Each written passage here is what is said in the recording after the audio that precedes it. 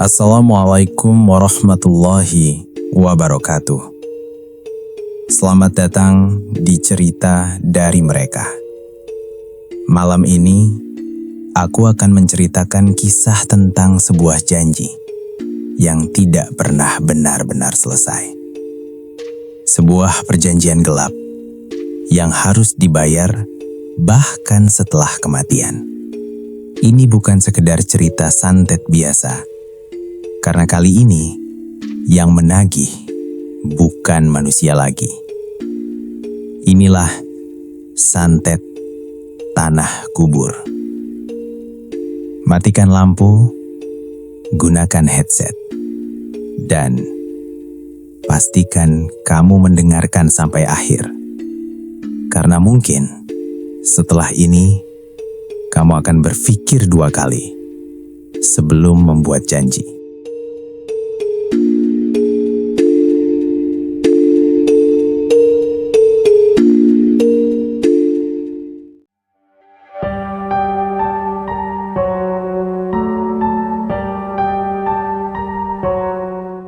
Hujan turun saat Agus tiba di desa.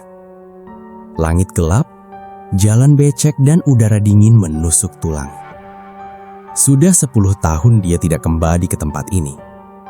Tempat yang selalu ingin dia lupakan. Namun kali ini, dia tidak punya pilihan.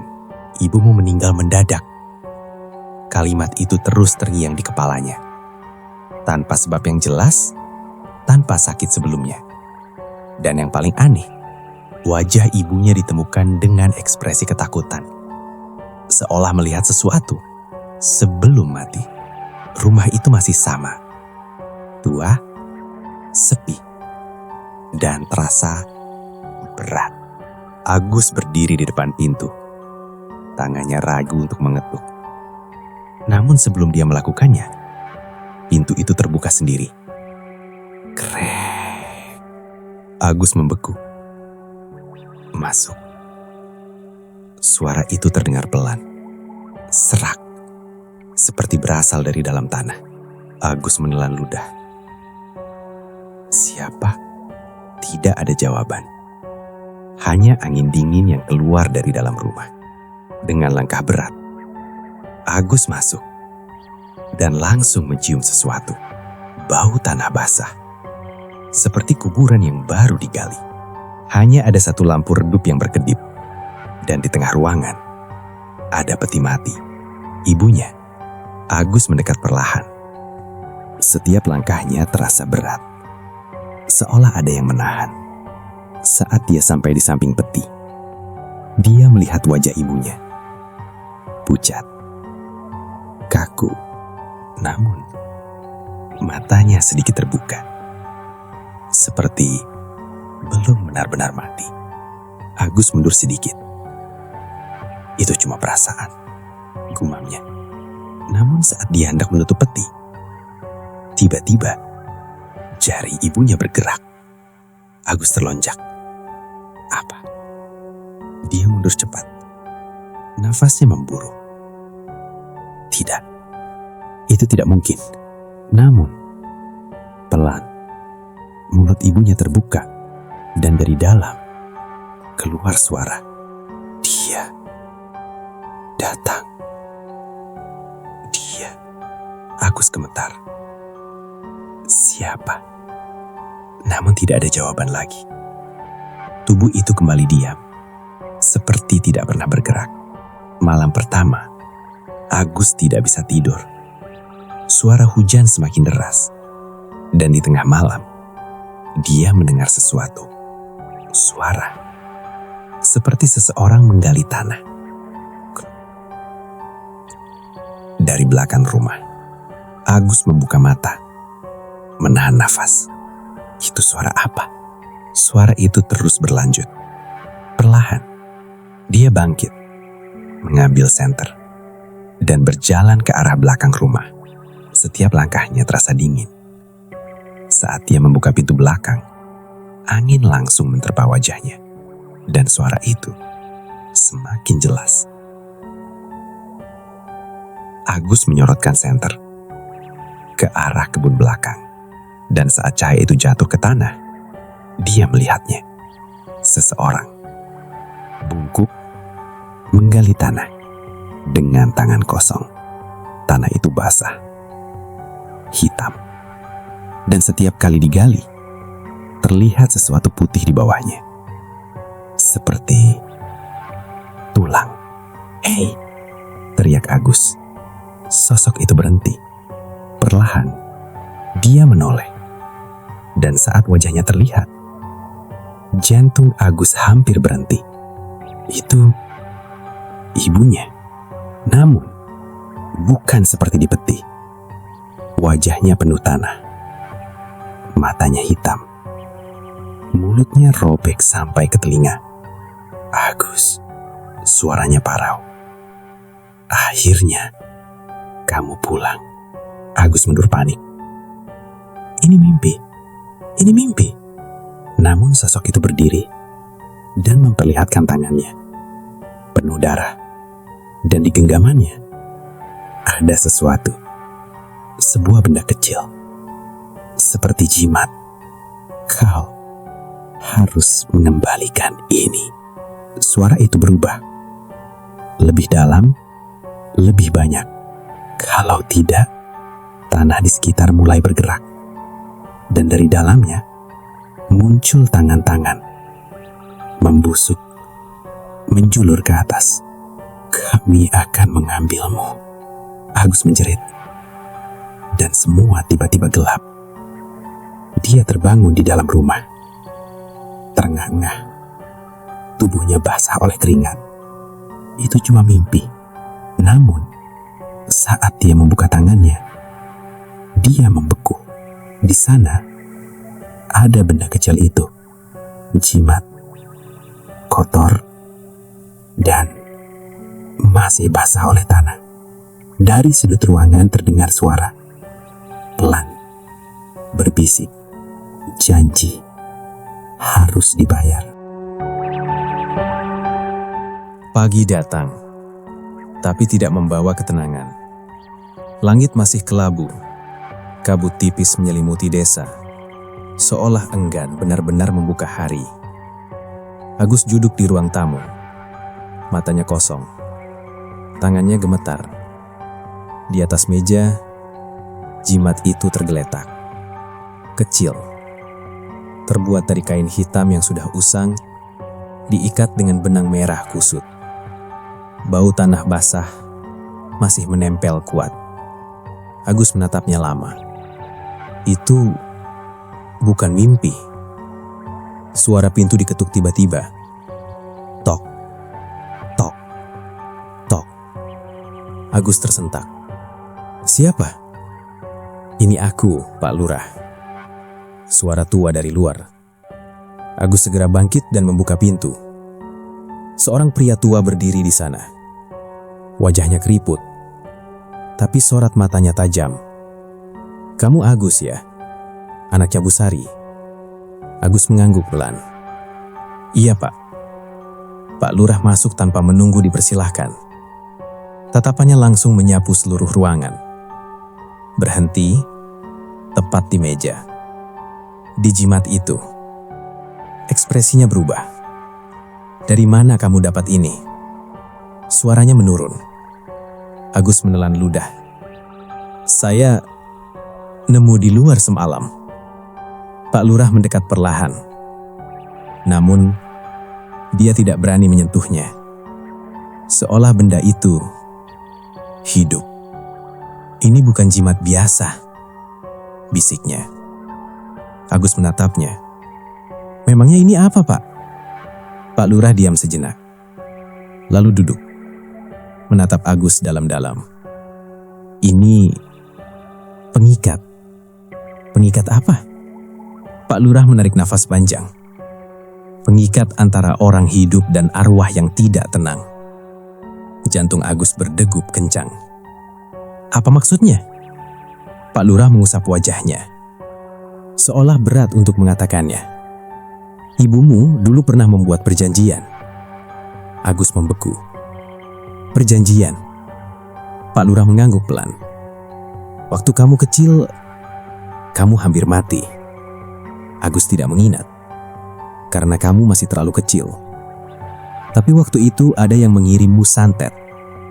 Agus termengang. Siapa? Pak Lurah menggeleng. Kami tidak pernah tahu pasti. Tapi kondisimu waktu itu sudah hampir tidak tertolong. Agus menatap kosong. Potongan-potongan memori samar mulai muncul. Demam tinggi, mimpi buruk, dan suara bisikan di malam hari. Ibumu panik. Lanjut Pak Lurah. Dia melakukan sesuatu yang tidak seharusnya. Agus berbisik. Pergi ke dukun. Pak Lurah mengangguk belan. Bukan dukun biasa. Ruangan terasa semakin dingin. Dia pergi ke seseorang yang tinggal di dekat kuburan tua di ujung desa. Agus langsung teringat mimpi semalam. Tanah, kuburan, dan tangan-tangan itu. Apa yang dia lakukan? Tanya Agus dengan suara hampir tak terdengar. Pak Lurah menatap jimat itu. Dia meminta agar santet itu dipindahkan. Agus mengerutkan dahi. Dipindahkan ke siapa? Pak Lurah tidak langsung menjawab. Namun perlahan, dia berkata, ke mereka yang sudah mati, tapi belum tenang. Jantung Agus tercekak. Jadi, arwah-arwah itu menanggung santetnya. Tidak hanya itu, mereka juga terikat untuk melindungimu. Agus mundur selangkah. Melindungi saya? Pak Lurah mengangguk pelan. Tapi tidak gratis. Sunyi. Hanya suara angin dari luar. Setiap perlindungan, ada harga yang harus dibayar. Agus menatap jimat itu. Dan untuk pertama kalinya, dia merasa benda itu sedang melihatnya. Bayarannya apa? Tanya Agus. Pak Lurah menunduk. Jiwa. Dunia Agus seolah berhenti. Apa? Ibumu berjanji. Suara Pak Lurah bergetar. Kalau kamu selamat, dia akan memberi mereka 1 jiwa saat waktunya tiba. Agus menggeleng cepat. Tidak. Tidak mungkin. Namun, seketika dia teringat. Wajah ibunya. Ekspresi ketakutan itu. Dan kata-kata terakhirnya. Dia datang. Agus menatap Pak Lurah. Dia datang menagih. Pak Lurah mengangguk pelan. Dan ibumu tidak bisa menolak lagi. Agus terduduk lemas. Jadi, ibu saya jadi tumbal? Iya. Sunyi. Namun belum selesai. Pak Lurah melanjutkan. Tapi sepertinya itu belum cukup. Agus mengangkat wajahnya. Apa maksudnya? Pak Lurah menatap jimat itu lagi. Kalau jimat ini masih aktif, berarti perjanjiannya belum selesai. Belum selesai? Itu artinya mereka masih menunggu. Menunggu apa? Pak Lurah menatap Agus dalam-dalam. Jiwa berikutnya. Sore itu, Agus tidak keluar rumah. Dia hanya duduk, menatap jimat itu. Pikirannya kacau. Jadi, semua ini karena aku. Rasa bersalah mulai muncul. Namun di saat yang sama, rasa takut jauh lebih besar. Kalau aku target berikutnya, dia menggenggam kepalanya. Tidak, aku harus menghentikan ini. Namun bagaimana? Tiba-tiba, suara dari belakang. Kalau kamu mau menghentikannya. Agus terbalik cepat. Dan jantungnya berhenti. Ibunya berdiri di sana. Di dalam rumah. Tubuhnya masih sama seperti semalam. Kotor. Penuh tanah. Namun kali ini, lebih jelas. Lebih nyata. Ibu? Suara Agus pecah. Sosok itu tersenyum. Namun senyum itu tidak hangat. Pergi ke tempat aku membuat janji. Agus gemetar. Di mana? Sosok itu mengangkat tangan, menunjuk ke arah belakang, ke arah kebun, dan lebih jauh lagi, ke arah kuburan tua. Di sana semua bermula. Tiba-tiba, lampu mati, dan saat menyala kembali, sosok itu hilang. Namun di lantai ada jejak kaki, tanah basah, menuju keluar rumah. Malam datang lagi, dan kali ini, Agus tidak akan menunggu. Dia mengambil senter, menggenggam jimat itu, dan berjalan ke belakang rumah, ke arah kuburan tua. Setiap langkahnya berat, namun dia tahu jawaban ada di sana. Dan mungkin akhirnya juga. Saat dia sampai di gerbang kuburan, angin berhenti. Sunyi total. Tidak ada suara apapun. Dan saat dia melangkah masuk, tanah di bawah kakinya terasa lembek, seperti baru digali. Tiba-tiba, suara itu kembali. Kruk, kruk, kruk. Namun kali ini, bukan satu, melainkan banyak. Dari berbagai arah, Agus menyorotkan senter. Dan saat cahaya itu menyapu tanah, dia melihatnya. Puluhan tangan keluar dari dalam kuburan, bergerak, mencari, dan perlahan, satu persatu, kepala muncul dari tanah, wajah busuk, mata kosong, dan mulut yang bergerak bersamaan. Janji harus dibayar. Agus mundur, namun seseorang berdiri di belakangnya. Dia berbalik dan melihat seorang pria tua, kurus, dengan mata kosong, tersenyum. "Kamu akhirnya datang." Agus gemetar. "Siapa kamu?" Pria itu tertawa pelan. "Aku yang menerima janji ibumu." Jantung Agus berdegup kencang. Dukun itu. Dan saat pria itu melangkah mendekat, tanah di sekitarnya bergerak lebih liar. Sekarang, dia tersenyum lebar. "Waktunya kamu membayar." Angin tiba-tiba berhembus kencang. Namun bukan angin biasa.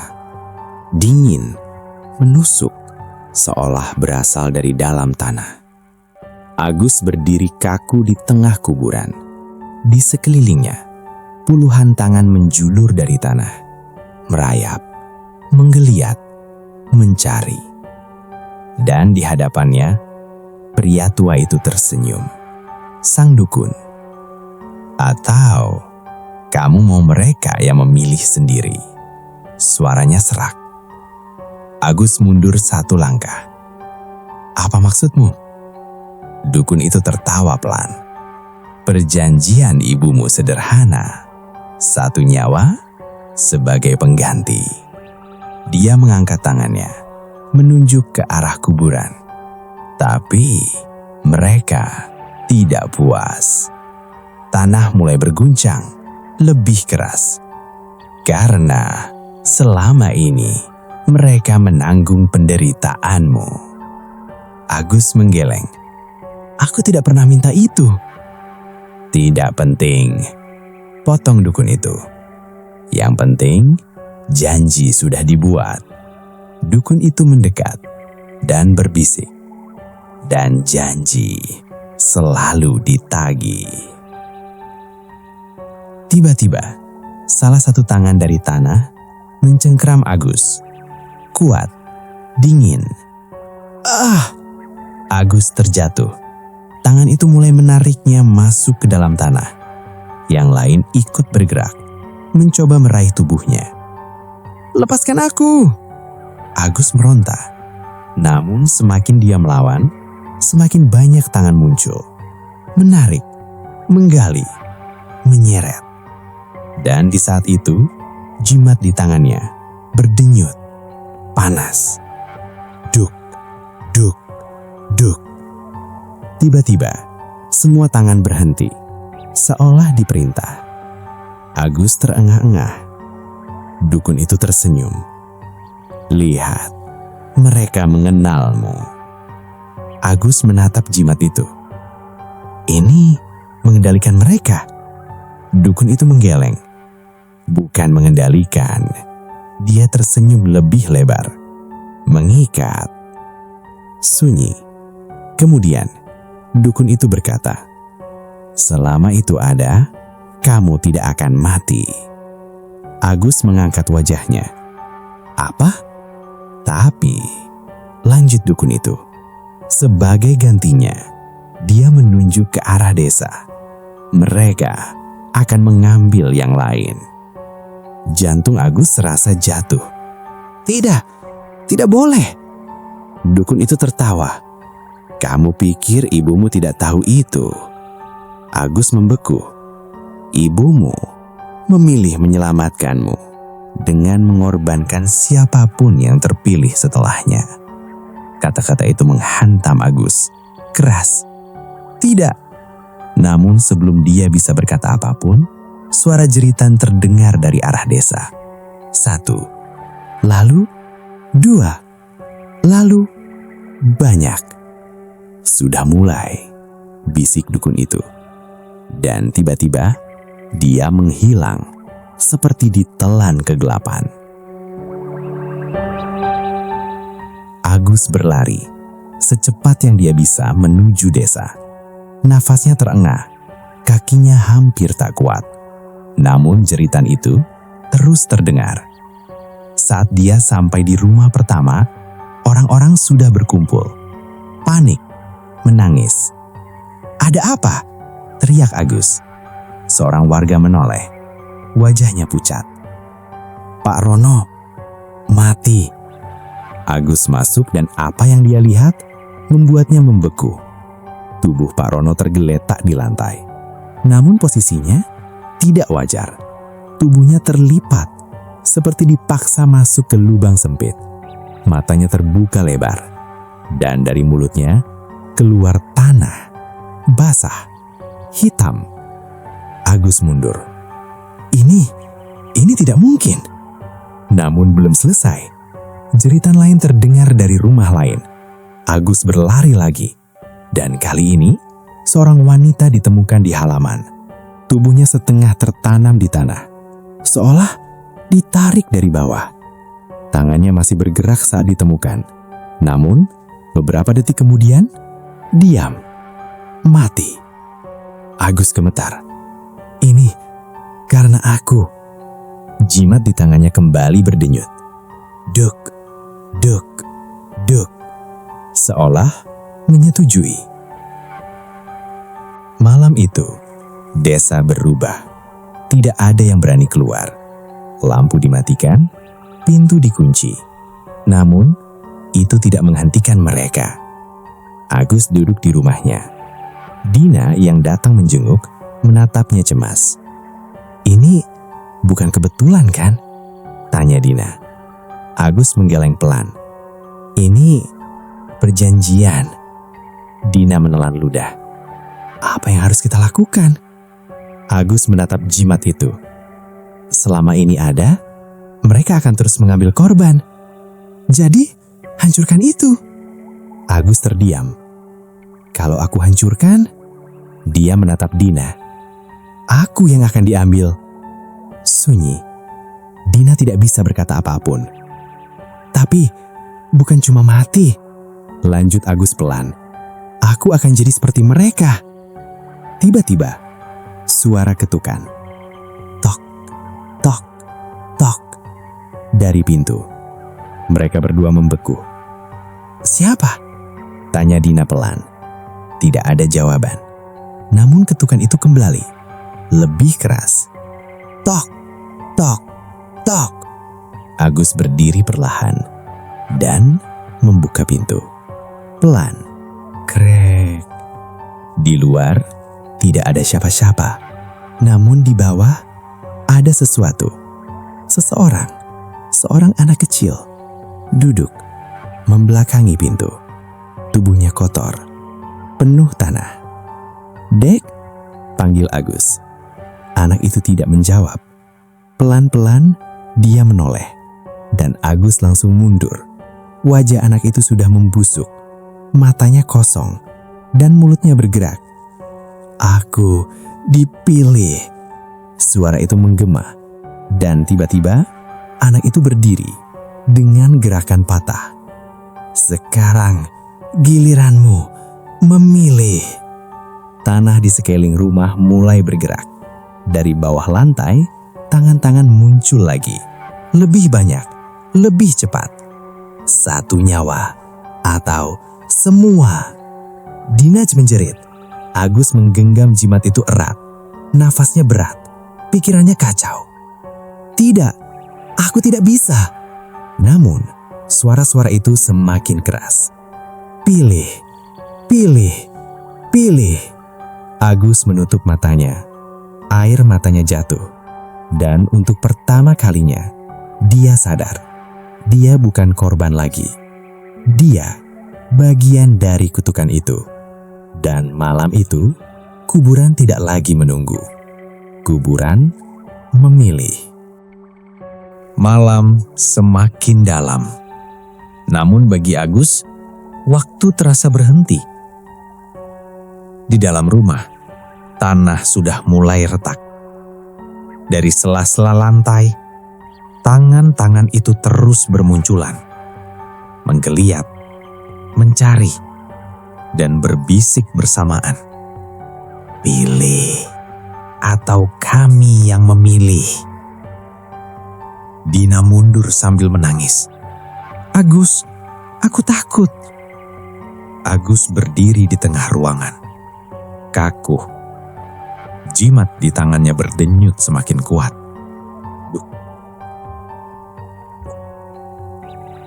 Seperti jantung kedua di tubuhnya. "Aku harus mengakhiri ini," bisiknya. Namun suara lain muncul dari dalam kepalanya. "Kalau kamu hancurkan, kamu yang akan kami ambil." Agus menggigit giginya. Keringat dingin mengalir. "Aku gak bisa biarin mereka mati." Suara jeritan dari kejauhan kembali terdengar. Satu lagi korban. Dina menutup telinganya. "Ini salah kita, bukan?" Suaranya bergetar. Agus tidak menjawab. Namun dalam hatinya, dia tahu ini semua karena dirinya. Tiba-tiba, angin kencang menerobos masuk. Lampu mati, dan di tengah kegelapan, seseorang berdiri. Ibunya. Namun kali ini berbeda. Wajahnya tidak lagi mengerikan. Lebih tenang. Lebih manusia. "Ibu," suara Agus pecah. Sosok itu menatapnya dengan mata yang penuh penyesalan. "Maafkan ibu." Air mata Agus jatuh. "Kenapa? Kenapa ibu lakukan ini?" Ibunya mendekat perlahan. "Karena ibu tidak mau kehilangan kamu." Suaranya lembut, namun penuh luka. "Ibu pikir 1 nyawa cukup." Agus menggeleng. "Tapi ini gak berhenti." Ibunya menunduk. Karena mereka tidak pernah benar-benar puas. Sunyi. Kemudian ibunya menatap jimat itu. "Itu harus dihancurkan." Agus mengangkat wajahnya. "Kalau aku lakukan itu, aku mati." Ibunya tersenyum sedih. "Iya." Dina langsung berseru, "Jangan, harus ada cara lain." Namun ibunya menggeleng. "Tidak ada." Dia menatap Agus. "Setiap perjanjian harus ditutup dengan darah." Agus menutup matanya. Nafasnya berat. "Aku takut." Ibunya mendekat. dan untuk pertama kalinya menyentuh pipi Agus. Hangat.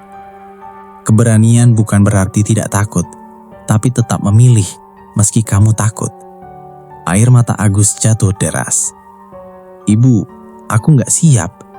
Ibunya tersenyum. Tidak ada yang pernah siap. Tiba-tiba, suara retakan keras terdengar. Brak! Lantai terbelah, lubang besar terbuka, dan dari dalamnya bukan hanya tangan, melainkan tubuh-tubuh. Arwah-arwah itu muncul, setengah keluar dari tanah. Wajah mereka penuh luka, mata mereka kosong. Namun sekarang, mereka semua menatap Agus. "Kami menunggu." Suara itu menggema, bersamaan, menyesakan. Dina menjerit.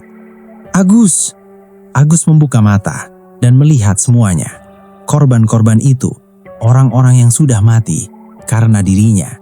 Jimat di tangannya semakin panas, hampir membakar. Dup, dup, dup, seolah menghitung waktu. "Pilih sekarang." Agus menarik nafas dalam, panjang, dan perlahan dia mengangkat jimat itu. Tangannya gemetar, namun matanya mulai berubah. Tidak lagi penuh ketakutan, melainkan keputusan. Dina menangis. "Agus, jangan, aku mohon." Agus menatapnya, tersenyum kecil. "Maaf." Dina menggeleng panik. "Jangan tinggalin aku juga." Agus menunduk sejenak, lalu berkata pelan, "Kalau aku gak lakukan ini, semua orang bakal mati." Sunyi, hanya suara arwah yang semakin dekat. Agus menatap jimat itu dan berbisik, "Kalau ini satu-satunya cara." Dia menggenggamnya erat, darah mulai keluar dari tangannya. "Kalau ini satu-satunya cara, aku terima." Tiba-tiba, sosok dukun muncul kembali di tengah arwah-arwah itu, tersenyum lebar. "Pilihan yang bijak." Agus menatapnya tajam. "Kamu yang mulai semua ini." Dukun itu tertawa. "Aku hanya memberi jalan, manusia sendiri yang memilih berjalan di atasnya." Agus tidak menjawab lagi. Dia mengangkat jimat itu tinggi-tinggi dan berteriak, "Akhiri semua ini!" Dengan seluruh tenaga, dia menghantamkannya ke lantai. Brak! Sekali, retak, suara jeritan terdengar dari semua arwah. Namun belum hancur, tangan-tangan mulai menarik tubuh Agus dari bawah. "Sekarang kau milik kami." Agus berteriak kesakitan, namun dia tidak berhenti. Dia mengangkat jimat itu lagi dan menghantamkannya lebih keras. Brak! Retakan semakin besar, cahaya hitam keluar. Arwah-arwah itu berteriak semakin keras. Dina menangis histeris. "Agus!" Namun Agus sudah tidak mendengar. Dia hanya fokus satu hal, mengakhiri semuanya. Dengan nafas terakhirnya, dia menghantamkan jimat itu untuk terakhir kali. Brak! Segalanya mencapai titik akhirnya. Jimat sudah hancur, tanah berhenti bergerak, arwah-arwah menghilang. Namun Agus terkejut karena dia sekarang berdiri di tengah kuburan. Sendirian, nafasnya berat, tubuhnya lemas, dan di sekelilingnya, untuk pertama kalinya sejak semua ini bermula, sunyi yang damai, bukan sunyi yang menakutkan, bukan sunyi yang menekan, tapi sunyi yang menenangkan. Perlahan, kabut yang selama ini menyelimuti kuburan mulai memudar. Langit yang tadinya gelap mulai terang, seolah sesuatu yang berat akhirnya terangkat. Agus menatap sekeliling. Tidak ada lagi tangan-tangan, tidak ada lagi bisikan, tidak ada lagi bau tanah busuk. Hanya tanah biasa, kuburan biasa, seperti seharusnya. "Apa ini benar-benar selesai?" bisiknya. Langkah pelan terdengar di belakangnya. Agus menoleh dan melihat ibunya. Namun kali ini benar-benar berbeda. Wajahnya bersih, matanya hangat, tidak ada luka, tidak ada kegelapan. "Ibu." Suaranya hampir tidak terdengar. Ibunya tersenyum. Senyum yang sudah lama hilang. Sudah selesai. Air mata Agus langsung jatuh. Benar. Ibunya mengangguk pelan. Kamu memutusnya. Dia mendekat. Dan kali ini, saat dia menyentuh Agus, tidak dingin, tidak aneh, hangat, seperti dulu. Aku minta maaf, kata Agus lirih. Karena semua ini terjadi. Ibunya menggeleng. Bukan salahmu. Ini pilihan ibu. Sunyi. Namun bukan sunyi yang berat, melainkan damai. Sekarang, kamu bebas. Lanjut ibunya. Agus menatapnya. Dan ibu? Ibunya tersenyum. Tempat ibu bukan di sini lagi. Air mata Agus jatuh lagi. Namun kali ini tidak menyakitkan. Hanya haru. Ibunya mengangkat tangan, mengusap pipinya. Terima kasih. Sudah menyelesaikan semuanya. Tubuh ibunya perlahan mulai memudar. Cahaya lembut menyelimutinya. Aku bangga padamu. Ibu, Agus mencoba meraih. Namun sosok itu menghilang, pelan, damai. Dan untuk pertama kalinya, tidak meninggalkan rasa takut. Hanya kelegaan. Pagi datang. Dan kali ini, benar-benar berbeda. Langit cerah, udara hangat, burung-burung kembali terdengar. Agus membuka mata. Dia sudah berada di rumah, di kasurnya. Dina duduk di sampingnya. Dan saat melihat Agus bangun, dia langsung tersenyum lebar sambil menahan air mata. Agus, kamu bangun. Agus menatapnya, bingung sejenak. Lalu, tersenyum. Iya, suaranya lemah, namun hidup. Benar-benar hidup. Semua sudah selesai, kata Dina. Agus menatap tangannya. Bersih. Tidak ada bekas hitam. Tidak ada luka. Tidak ada tanda apapun. Seolah semua yang terjadi tidak pernah meninggalkan jejak. Namun dia tahu, itu nyata. Desa, tanya Agus. Dina mengangguk. Tidak ada lagi yang mati. Tidak ada kejadian aneh. Semuanya normal lagi. Agus menarik nafas panjang. Dan untuk pertama kalinya, dia merasa ringan. Tidak ada tekanan. Tidak ada bisikan. Tidak ada ketakutan. Hanya dirinya sendiri. Beberapa hari kemudian, desa benar-benar kembali hidup. Anak-anak bermain. Orang-orang kembali bekerja. Tawa mulai terdengar lagi. Kuburan tua pun kembali menjadi tempat yang sunyi biasa. Bukan tempat yang ditakuti. Agus berdiri di sana, di depan makam ibunya, dengan bunga di tangannya. Dia menaruhnya perlahan. Aku sudah menepati semuanya. Angin berhembus pelan, hangat, tenang. Tidak ada suara, tidak ada tanda aneh. Dan kali ini, itu justru terasa benar. Agus tersenyum kecil. Sekarang, aku mau hidup dengan benar. Dia menunduk sejenak, lalu berbalik dan berjalan pergi, tanpa menoleh lagi. Waktu berlalu, bulan berganti, dan kehidupan terus berjalan. Agus memilih tetap tinggal di desa. Bukan karena takut, bukan karena terikat, tapi karena ini rumahnya.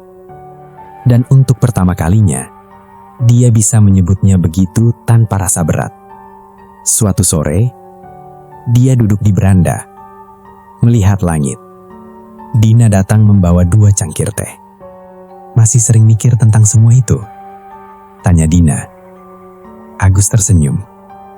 Kadang, dia mengambil cangkir itu, tapi sekarang gak sakit lagi. Dina duduk di sampingnya. Bagus. Sunyi sejenak, namun sunyi yang nyaman. Agus melihat langit. Cerah, tenang, Dan dalam hatinya, tidak ada lagi ketakutan. Tidak ada lagi bayangan gelap. Hanya masa depan yang akhirnya bisa dia jalani sendiri. Dan sejak hari itu, tidak pernah lagi terdengar suara dari tanah. Tidak pernah lagi ada yang datang menagih. Tidak pernah lagi ada perjanjian gelap. Karena semuanya benar-benar telah berakhir untuk selamanya.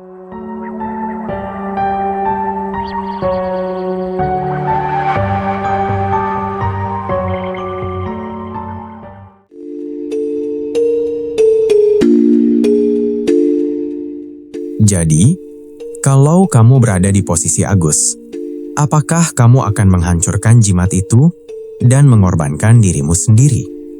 Atau membiarkan orang lain yang mati demi menyelamatkan hidupmu? Ingat, tidak semua janji bisa dilupakan, dan tidak semua hutang bisa dihindari. Karena di luar sana, mungkin saja ada sesuatu yang masih menunggu. Menagih janji yang belum dibayar. Terima kasih sudah mendengarkan cerita dari mereka. Jangan lupa subscribe, karena masih banyak cerita yang belum berani diceritakan oleh mereka. Wassalamualaikum warahmatullahi wabarakatuh.